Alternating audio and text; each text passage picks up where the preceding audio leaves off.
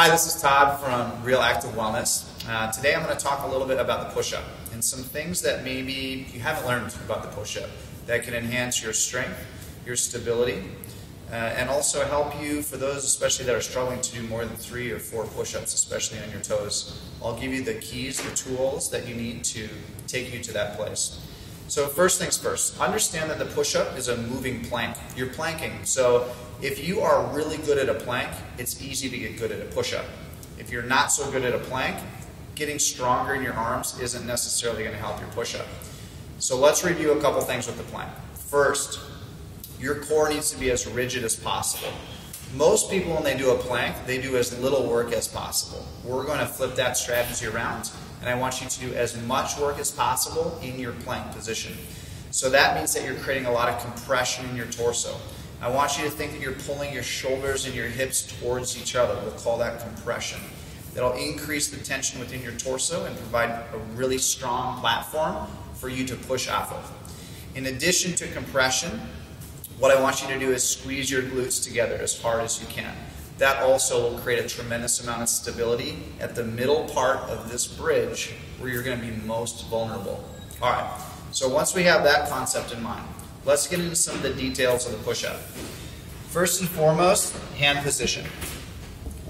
You can move your hands into multiple different positions. The best way to get started is to open your fingers wide, and you're going to turn your hands outward such that your index fingers are pointing parallel or away from your feet, so they're parallel.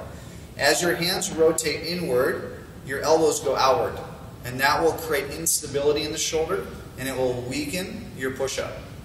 So as you pull your elbows in and you rotate your hands out until your index fingers are parallel, that's going to be your strongest position.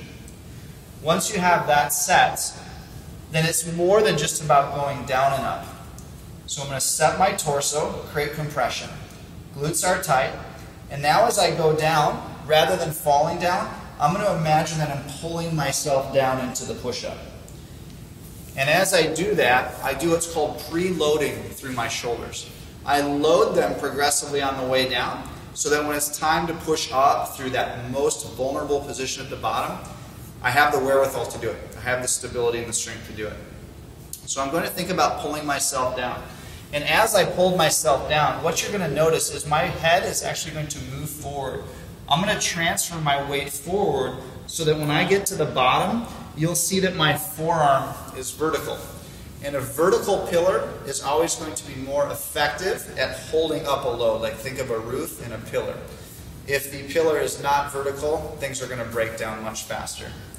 So again, I'll get my hands set, index fingers are parallel. I'll get my torso tight and set, glutes are tight. I pull myself down. I find naturally a vertical form position, and then I can just push up from there. And then it becomes easy. Last piece I'm going to give you. As you push up, think about turning your hands this way on the way up, creating torque or rotation. And that will drive your shoulder joint further into itself, where you will have more stability and more strength. Anytime that you can add rotation into a linear movement, your strength will increase significantly. So I hope some of those tips help with the push-up. RealActiveWellness.com. Love to hear more from you.